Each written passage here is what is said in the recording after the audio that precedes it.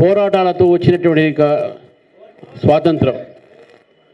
ఈ స్వాతంత్రం వచ్చిన తర్వాత కాంగ్రెస్ పార్టీ అనేక సంవత్సరాలు పరిపాలించినటువంటి ఒక నేపథ్యం మనం చూసినాం. గత 12 సంవత్సరాలుగా ఎన్డీఏ ప్రభుత్వం ఈ దేశంలో పరిపాలిస్తున్నటువంటి ఒక నేపథ్యంలో భారతదేశము ఈరోజు అనేక రంగాల్లో ముందడుగు వేస్తూ ఉన్నది. ఇవాళ పొద్దున్నే ఎలక్కిరా నుంచి ప్రధానమంత్రి నరేంద్ర మోదీ గారు మాట్లాడుతూ భారతదేశం చేసినటువంటి ఒక అనేక రంగాల్లో ప్రగతిని వారు చెప్పడం జరిగింది. ఇటు సాంకేతిక ఒక రంగంలో అయితేంది, ఐటీ రంగంలో అయితే, సెమీకండక్టర్ రంగంలో అయితేంది, ఇన్ఫ్రాస్ట్రక్చర్ రంగంలో అయితేంది, అదేవిధంగా అంతరిక్షానికి రాకెట్లు పంపించేటటువంటి ఒక సందర్భం అయితేంది.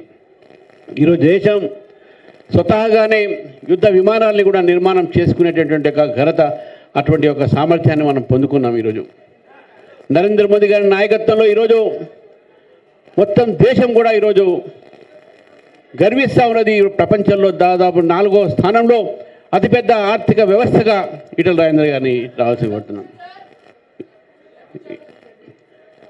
ఈ యొక్క స్వాతంత్ర దినోత్సవం సందర్భంగా వారు మాట్లాడుతూ చెప్పారు, యువత ఈరోజు ఈ దేశానికి చాలా అవసరము, చాలా వారి యొక్క వెన్నుముక్క లాంటి వారు.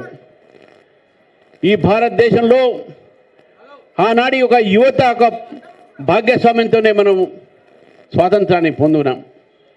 ఈరోజు భారతదేశం ఒక ప్రగతి కూడా, భారతదేశం ఒక అభివృద్ధి కూడా యువతతోనే సాధ్యం. కాబట్టి నరేంద్ర మోదీ గారు చాలా పథకాలని యువతకు వారు చేయూతనియడానికి, యువతని ముందుకు తీసుకురావడానికి, ఉపాధి కలిగించడమే కాదు, ఉపాధి కోరడంలో తప్పేం లేదు, ఉపాధికి తీసుకోండి, కానీ ఉపాధి కలిగించేటటువంటి ఒక సామర్థ్యాన్ని కూడా వారు పొంది startup India, standup India, make in India, Mudra loan లాంటి అనేకమైనటువంటి పథకాల ద్వారా ఈ దేశం యువతని ఈరోజు ముందుకు తీసుకోవడం జరిగింది. ఈరోజు అంతేకాకుండా మన ఒక విద్యా రంగంలో కూడా ఆనాడు కేవలం 6 ఐఐటీలు ఉంటే ఈరోజు 20 ఐఐటీలు, అదేవిధంగా ఎన్ఐటీలు, ఐఐఎంలు, ఎయిమ్స్, ఇటువంటి అనేక సంస్థలు, విద్యా సంస్థలు ఈరోజు దేశంలో 12 సంవత్సరాలు పెరిగినటువంటి విషయాన్ని మనం గుర్తించాల్సిన అవసరం ఉన్నది ఈరోజు. కానీ దురదృష్టవశాతం ఏంటంటే చాలామంది మన యొక్క యువకుల్ని తప్పుదారి పట్టించే ప్రయత్నం చేస్తూ ఉన్నారు. ఈరోజు దేశం కోసము ప్రాణాలు త్యాగం చేసినటువంటి యువత, భగత్ సింగ్, చంద్రశేఖర్ ఆజాద్ లాంటి ఒక వారితోని స్ఫూర్తి పొంది అనేక మంది యువకులు ఈరోజు అనేకమైనటువంటి ఉద్యమాల్లో ముందుకొచ్చి భారతదేశం ఒక సమగ్రతను కాపాడే ప్రయత్నం చేస్తున్న వేళ కొంతమంది విదేశీ భావాలతో, విదేశీల ఒక ప్రోత్సాహంతో ఈరోజు భారతదేశాన్ని విచ్ఛిన్న శక్తులతో కలిసి భారతదేశాన్ని బలహీనపరిచే ప్రయత్నం చూస్తూ ఉన్నాం. ఎవరైతే విశ్వవిద్యాలయాల్లో కాశ్మీర్కి ఆజాదీ చాయే అని చెప్పేసి ఒక నిదానాలు ఇస్తే, ఏ అఫ్జల్ గురు అయితే పార్లమెంట్ పైన దాడి చేస్తే అతను మరణశిక్ష ఇస్తే, అటువంటి మరణశిక్షకు అఫ్జల్ గురు హమ్ షర్మిందా హై, తేరే కాతిల్ జిందా హై అనేటటువంటి ఒక నినాదాలతో ఈరోజు విశ్వవిద్యాలయాలతో కొన్ని శక్తులు ఈరోజు అక్కడ తల వేస్తూ ఉంటే వారికి కాంగ్రెస్ పార్టీ మద్దతు పలుకుతున్న విషయాన్ని కూడా, ఇది చాలా పెద్ద సిగ్గుచేటన్న విషయాన్ని కూడా మనం గుర్తించాలి. ఖిలాఫత్ నుంచి ఇప్పటి వరకు కూడా కాంగ్రెస్ పార్టీ కేవలం బుజ్జగించేటటువంటి ఒక రాజకీయం, అపీస్మెంట్ రాజకీయాలు. చివరికి మన ముఖ్యమంత్రి గారు ఈ దేశం సమగ్రతను మర్చిపోయి Muslim is Congress, Congress is Muslim అంటూ దక్షిణాదిగా ఉత్తరాదిగా విభజించేటటువంటి ప్రయత్నం ముఖ్యమంత్రి గారు చేస్తూ ఉన్నారు. ఇటువంటి ఒక రాజకీయాలతో ఈరోజు దేశం బలహీనపరిచేటటువంటి ఒక రాజకీయాలు చేస్తూ ఉన్నారు. మరి ఒకేపు ఈ విధంగా పరిస్థితి ఉంటే మన ఒక లీడర్ ఆఫ్ అపోజిషన్, ప్రజాస్వామ్యంలో ప్రతిపక్షానికి చాలా పెద్ద పాత్ర ఉంటుంది. ఎంతైతే రూలింగ్ పార్టీ పరిపాలన చేసినటువంటి పార్టీకి ఎంతైతే బాధ్యత ఉంటుందో ప్రతిపక్షానికి కూడా అంతే బాధ్యత ఉంటుంది. అందుకే వారు క్యాబినెట్ ర్యాంక్ ఇచ్చారు. అటువంటి ఒక క్యాబినెట్ ర్యాంక్లో ఉన్నటువంటి ఎల్ఓపి ఈరోజు పార్లమెంటు పోక వీధుల్లో వీధి నాటకాలు చేస్తూ ఒక జోకర్ కింద ఉండి ఈరోజు దేశాన్ని అవమానపరుస్తూ ఉన్నాడు. ఈరోజు దేశవ్యాప్తంగా దేశ ప్రజలు తలవంచుకుంటున్నారు అతని యొక్క జోకర్తనం చూసి. ఈ జోకరు, ఈ బ్రోకరు, ఇటువంటి ఒక ఏవైతే ఎల్ఓపీలు ఉన్నారో ఈ యొక్క దేశ యొక్క ప్రజల సమస్య మీద మాట్లాడకుండా మేము అధికారంలో రాలేపోయినవే అనేటువంటి బాధతో ఈరోజు రోడ్ల మీద ఏడుస్తూ ఉన్నారు. మరి వారికి ఈరోజు మద్దతు పలికినటువంటి కొంతమంది ఉన్నారు. విద్యార్థుల కోసం వారందరంట నిల్చున్నారంట. మీరు నిజంగా విద్యార్థుల కోసం నిల్చుంటే జార్ఖండ్లో ఈరోజు వేలాది మంది విద్యార్థులు రోడ్ల మీద వచ్చి ప్రాణాలు కూడా పోయేటటువంటి జీవితాన్ని లెక్క చేయకుండా 12 రోజుల నుంచి అక్కడ నిరాహార దీక్ష చేస్తుంటే పట్టించుకునేటువంటి ఈ కాంగ్రెస్ నాయకులు కానీ ఈ ఇండియా అలయన్స్ నాయకులు కానీ నేను అడుగుతా ఉన్నాను, విద్యార్థుల కోసం మీరు ఏం చేస్తున్నారని చెప్పేసి. దేశవ్యాప్తంగా పేపర్ లీక్లు అయింది మీ ప్రభుత్వంలో. ఈరోజు జార్ఖండ్లో మీ ఇండియా అలయన్స్ ఉన్నదే, మీరు ప్రభుత్వంలో భాగం ఉన్నారు. అటువంటి ప్రభుత్వంలో వ్యతిరేకంగా విద్యార్థులు పోరాడుతుంటే ఎందుకు మీరు మాట్లాడలేదని చెప్పేసి కూడా ఈరోజు మీరు ప్రశ్నిస్తూ ఉన్నాను. మిత్రులారా, ఒక వికసిత భారత్ వైపు పెరుగుతున్న భారతం. ఈరోజు తెలంగాణని కూడా నరేంద్ర మోదీ గారి ప్రభుత్వం వికసిత్ తెలంగాణ చూడాలని చూస్తా అనుకుంటున్నాను. దాదాపు 5,000 కోట్లతోని జాతీయ రహదారులని మనం ఇక్కడ నిర్మాణం చేసుకున్నాం. ఇప్పటి వరకు దాదాపు ఎన్నో వేల కిలోమీటర్లు ఈరోజు తెలంగాణకు జాతీయ రహదారుల ద్వారా రావడం జరిగింది. 5,000 కోట్లతోని రైల్వే ఒక స్టేషన్లు కానీ రైల్వే కొత్త లైన్ కానీ నిర్మాణం చేస్తుంది ప్రధానమంత్రి గారు.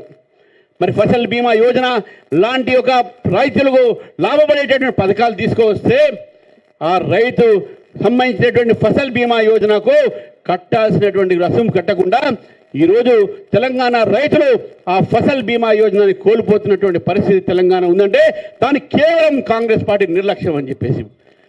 అదేవిధంగా ఆయుష్మాన్ భారత్ ఏ పేదవాడికైతే 5 లక్షల రూపాయల దాకా చికిత్స పొందడానికి, ఏ హాస్పిటల్ అయినా సరే ఏ రోగానికైనా చికిత్స పొందడానికి వెసులుబాటు చేసినట్టు నరేంద్ర మోదీ గారి ప్రభుత్వం తీసుకోవచ్చిన ప్రభుత్వాన్ని ఆ ఒక పథకాన్ని తెలంగాణలో ఎందుకు ఈరోజు అమలుపరచట్లే అని చెప్పేసి కూడా మనం ప్రశ్నించాల్సిన అవసరం ఉంది ఈరోజు. ఎందుకంటే స్వాతంత్రం వచ్చిన తర్వాత ఇటు విద్య ఇటు వైద్య చాలా ప్రముఖమైనటువంటి ఒక అంశాలు అయిపోయినాయి మనకు. ఎందుకంటే విద్యారంగంలో కూడా ఈరోజు నరేంద్ర మోదీ గారు ఎన్నో మార్పులు తీసుకొచ్చారు. న్యూ ఎడ్యుకేషన్ పాలసీని ముందుకు తీసుకొచ్చినాం. కానీ రాష్ట్ర ప్రభుత్వం ఆ ఎడ్యుకేషన్ పాలసీని ఇంతవరకు అమలు పరచకుండా ఉన్న వ్యవస్థని కూడా బస్సు పట్టించి విద్యార్థులకు ఫీజులు ఇవ్వకుండా 12,000 కోట్ల బకాయిలు ఈరోజు విద్యార్థులకు ఉన్నాయని చెప్పేసి ఇప్పుడు మాట్లాడుతూ ఉన్నారు. వచ్చే ఏడాది కంటే 2,000 కోట్లు ముందే అడ్వాన్స్కి ఇస్తారంట. నువ్వు ముందు అడ్వాన్స్ ఇచ్చింది వదిలిపెట్టు, 12,000 కోట్ల బకాయిలు నువ్వు ఎప్పుడు ఇస్తావని చెప్పేసి కూడా మిమ్మల్ని ప్రశ్నిస్తామని చెప్పేసి కూడా ఈ సందర్భంగా కోరుతా ఉన్నాను. ఎన్నో మాటలు మాట్లాడుతూ ఉన్నారు. గత ప్రభుత్వం 4.5 కోట్లు అప్పుల్లో తోసిన తెలంగాణ. ఈ ప్రభుత్వం వచ్చిన తర్వాత 2.5 సంవత్సరాలు 2 కోట్ల పైగా అప్పుల్లో 2 లక్షల కోట్లకు పైగా వారు అప్పుల్లో తోచడం జరిగింది. ఒక డెట్ ట్రాప్ తెలంగాణ, ఒక అప్పుల్లో ఊబిలో పడినటువంటి తెలంగాణ. ఈరోజు అటువంటి పరిస్థితిలో ఉన్నదని తెలంగాణ ఈరోజు ప్రజలు అల్లాడిపోతూ ఉన్నారు. కాంగ్రెస్ పార్టీని అడుగుతా ఉన్నాను, ఈరోజు మీరు పెట్టినట్టు ఏ పథకాలు ఈరోజు ప్రజల దాకా చేరినాయని చెప్పి అడుగుతా ఉన్నాను. ఇందిరమ్మ ఇళ్ళు మాట్లాడుతూ ఉన్నారు, మహాలక్ష్మి స్కీమ్ మాట్లాడుతూ ఉన్నారు. ఈరోజు మీరు పెట్టేటటువంటి ఒక ఏదైతే గ్యాస్ ఉజ్వల గ్యాస్ గురించి మాట్లాడితే ఉజ్వల కనెక్షన్ ఇచ్చిందే కేంద్ర ప్రభుత్వం. మీరు ఇచ్చేది ఎంతవరకు ఇస్తున్నారు, ఎన్ని ఇస్తున్నారని చెప్పి అడుగుతా ఉన్నాం. మేము ఎన్నో పథకాలు మీరు ఆ రోజు ఎన్నికల్లో మాట్లాడే చివరికి బీసీ రిజర్వేషన్ల విషయంలో కూడా ప్రజల్ని ఎంత మోసం చేశారని చెప్పి ఒకసారి గుర్తించాల్సిన అవసరం ఉన్నది ఈరోజు. కాబట్టి మోసపూరితమైనటువంటి పరిపాలన కాదు. స్వాతంత్రం వచ్చిన తర్వాత అనేక పార్టీలు ఉంటాయి, అనేక రాజకీయాలు ఉంటాయి. కానీ ప్రభుత్వం వచ్చిన తర్వాత ప్రజా సంక్షేమం అనేది చాలా ప్రాముఖ్యం. ఏదైతే ఎలక్షన్స్తో మనం మాట్లాడతామో దాన్ని అమలు పరిచాల్సిన నైతికమైనటువంటి ఒక బాధ్యత ప్రభుత్వాలది. ఆ నైతికమైన బాధ్యత మర్చిపోయి కేవలం లంచాలకు అవినీతికు అలవాటపడినాయి ఈ ప్రభుత్వాలు. గత ప్రభుత్వం అదేవిధంగా తెలంగాణని దోచుకుంటే ఈ ప్రభుత్వం కూడా దోచుకోవటంలోనే ఉన్నది. ఇంకా ఇటు పథకాలు పేర్ల మీద కానీ ఇటు ఈరోజు జరుగుతున్నటువంటి ఒక భూములపైన జరుగుతున్నటువంటి ఒక ఏదైతే హిల్ట్ పాలసీ పెట్టి లక్షలాది ఎకరాల్ని హైదరాబాద్లో దాని రియల్ ఎస్టేట్లో మార్చాలని ప్రయత్నం చేస్తూ ఉన్నారు. ఇది మనం చూస్తూ ఉన్నాం. హిల్ట్ పాలసీ పేరు మీద ఎంఎస్ఎంఈ ఏదైతే ఎంకరేజ్మెంట్ కేంద్ర ప్రభుత్వం దొరుకుతుందో దాన్ని నిర్వీర్యం చేసినటువంటి పరిస్థితి మనం చూస్తూ ఉన్నాం. కేవలం రియల్ ఎస్టేట్ల కోసం కొంతమంది బిల్డర్లకు బడా బాబులకు ఈ యొక్క లక్షల ఎకరాల్ని దారాహతం చేసే కోసం ఈరోజు ఈ ప్రభుత్వం హింట్ పాలసీని తీసుకొచ్చిన విషయాన్ని గుర్తుపెట్టుకోవాలి. మరి ఈ యొక్క రాష్ట్రంలో ఉన్నటువంటి యొక్క ప్రముఖ నగరాలు ఈరోజు వాటి మీద కూడా ఈరోజు ప్రభుత్వం ప్రజలపైన పన్ను భారం చేస్తూ ఉన్నది. హైదరాబాద్ నగరంలో 3 కార్పొరేషన్ని ఏర్పాటు చేసి క్యూర్ చట్టాన్ని తీసుకువచ్చి ప్రజల మీద టాక్సేషన్ ఒక మూత పోస్తూ ఉన్నారు. పన్ను మూత ఈరోజు ప్రజల మీద మోసే ప్రయత్నం చేస్తూ ఉన్నారు. అదేవిధంగా మిత్రులారా గుర్తుపెట్టుకోవాలి, ఈరోజు సంగారెడ్డిలో రాష్ట్ర ప్రభుత్వం ఒక చాలా ప్రతిష్టాత్మకమైనటువంటి రేషన్ కార్డుని తీసుకురాపోతూ ఉన్నారు. మీరు రేషన్ కార్డు ఎప్పుడో ఇవ్వాల్సిన అవసరం ఉండే, సరే ఇప్పటికైనా ఇస్తున్నారు సంతోషం. కానీ రేషన్ ఇచ్చేటటువంటి ఒక రేషన్ షాప్లో అక్కడ ఇస్తున్నటువంటి బియ్యం అయితే ఏంది, అక్కడ ఇస్తున్నటువంటి ఏ సామాగ్రి అయితే ఏంది, అదంతా కూడా కేంద్ర ప్రభుత్వం ఒక సహకారంతో జరుగుతూ ఉంది. దాదాపు 90% ఒక దాంట్లో ఒక వాటా కేంద్ర ప్రభుత్వంది ఉన్నది. దాంట్లో కేంద్ర ప్రభుత్వం 90% వాటా ఉంటే ఆ రేషన్ కార్డులో స్మార్ట్ కార్డులో మీ బొమ్మలు పెట్టుకొని మీరే స్మార్ట్ అనుకుంటున్నారు. కానీ నరేంద్ర మోదీ గారి బొమ్మ ఎందుకు పెట్టలేదని చెప్పి ఈరోజు భారతీయ జనతా పార్టీ ప్రశ్నిస్తూ ఉంది. ఇది ప్రజలు ఇచ్చిన తీర్పుకు వంచన. ఎందుకంటే ప్రజలు కూడా తెలంగాణలో 8 మంది ఎంపీలని గెలిపించిన విషయాన్ని కూడా గుర్తుపెట్టుకోవాలి. ఈరోజు కేంద్ర ప్రభుత్వం ఇచ్చిన ఏ పథకాన్ని కూడా ప్రజల దాకా తీసుకోపోకుండా మభ్య పెడతా ఉన్నారు. కేంద్ర ప్రభుత్వం ఏమి ఇచ్చింది అని అడుగుతా ఉన్నారు మీరు. ఏమి ఇవ్వకపోతేనే ఈరోజు ఎయిమ్స్ వచ్చిందా, ఏమి ఇవ్వకపోతేనే ట్రైబల్ యూనివర్సిటీ వచ్చిందా, ఏమి ఇవ్వకపోతేనే సికింద్రాబాద్లో ఈరోజు 1000 కోట్లతోని మోడర్న్గా సికింద్రాబాద్ రైల్వే స్టేషన్ వచ్చిందా, ఏమి ఇవ్వకపోతేనే జహీరాబాద్లో ఈరోజు ఇండస్ట్రియల్ జోన్ వచ్చిందా, ఏమి ఇవ్వకపోతేనే కాజీపేటలో కోచ్ ఫ్యాక్టరీ వచ్చిందా, ఏమి ఇవ్వకపోతేనే ఈరోజు తెలంగాణలో రామగుండం ఫర్టిలైజర్ కార్పొరేషన్ వచ్చిందా. ఈరోజు తెలంగాణలో ప్రతిదీ కూడా ఈరోజు కోచ్ ఫ్యాక్టరీ కాజీపేటలో మనం ఇచ్చినాం. ఈరోజు తెలంగాణ అభివృద్ధి చెందుతుందంటే కేవలం కేంద్ర ప్రభుత్వంతోనే చెందుతుంది. ఇక్కడ ఈరోజు హైదరాబాద్లో ఉన్నటువంటి యువత స్పేస్లో రాకెట్ పంపించిందంటే దానికి ప్రోత్సాహన చేసిందే కేంద్ర ప్రభుత్వం విషయాన్ని గుర్తుపెట్టుకోవాలి. ఈరోజు యువత ముందుకు పోతా ఉన్నది.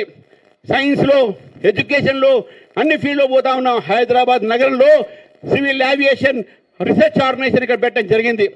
MMTS కూడా కేంద్ర ప్రభుత్వం వేయడం జరుగుతూ ఉన్నది. ఈ యొక్క అన్ని అభివృద్ధి కార్యక్రమాలు నరేంద్ర మోదీ గారు అందిస్తే ఇవన్నీ కూడా ప్రజలకు చెప్పకుండా అబద్ధాల ప్రచారాలతో మీరు ప్రభుత్వాన్ని నడుపుతూ ఉన్నారు. ప్రజలు గమనిస్తూ ఉన్నారు. ఖిలాఫత్ నుంచి ఇప్పటిదాకా తీసుకువచ్చినటువంటి యొక్క మీ అపీస్మెంట్ పాలసీని వారు చూస్తూ ఉన్నారు.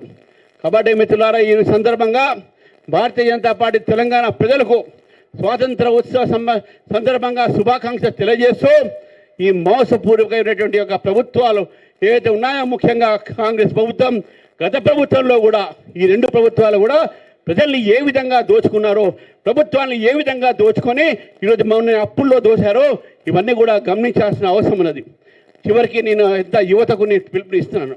ఈరోజు చాలా ఒక కాలేజెస్లో, యూనివర్సిటీస్లో రకరకాలైనటువంటి ఒక శక్తులు ఈరోజు అబద్ధాల ప్రచారాలు చేస్తూ ఉన్నాయి. నరేంద్ర మోదీ గారి యొక్క చేతులు బలం చేస్తే, నరేంద్ర మోదీ గారిని మనం బలపరిస్తే ఈ దేశం సురక్షితంగా ఉంటుంది. ఎందుకంటే మనం చూసినాం గతంలో ఎన్ని ఉగ్రవాద ఒక సంఘటనలు జరిగినాయి. కానీ నరేంద్ర మోదీ గారు వచ్చిన తర్వాత ఉగ్రవాద సంఘటన కొన్ని జరిగినా ప్రతి ఉగ్రవాద సంఘటనకు మనం ప్రతీకారం తీర్చుకున్నాం. పాకిస్తాన్లో వెళ్ళి వాళ్ళ స్థావరాల మీద దాడి చేసినటువంటి ఒక పని నరేంద్ర మోదీ గారు చేశారు. కాబట్టి దేశం కోసం పనిచేస్తున్న నరేంద్ర మోదీ గారి ఒక ప్రభుత్వాన్ని మనం బలపరుస్తాం. ఈరోజు అందరు విద్యార్థులకు, విశ్వవిద్యాలయాల్లో ఉన్న విద్యార్థులందరూ కూడా కోరుతా ఉన్నాను, ఈ దేశ్ కి రక్ష కౌన్ కరేగా అంటే హమ్ కరెంగే అంటే ఆ రోజు మేము నినాదం ఇచ్చుకున్నట్టు ఈరోజు ఇక్కడ దాకా వచ్చినాం మేము. और भारत में रहना होगा तो వందే మాత్రం कहना होगा అనే సిద్ధాంతంతో ఇక్కడ దాకా మేము వచ్చిన వాళ్ళం. ఈరోజు వందే మాత్రాన్ని మనం మర్చిపోకూడదు. 150 సంవత్సరాలు ఏ వందే మాత్రం గేయం అయితే భారత ఒక స్వాతంత్రం యుద్ధాన్ని, భారత ఒక స్వాతంత్ర వేరిని ఏదైతే ఇన్స్పైర్ చేసిందో, ఏదైతే ప్రోత్సాహం చేసిందో అటువంటి ఒక వందే మాత్రం కూడా పాడాలంటే వీరు సిగ్గుపడతా ఉన్నారు.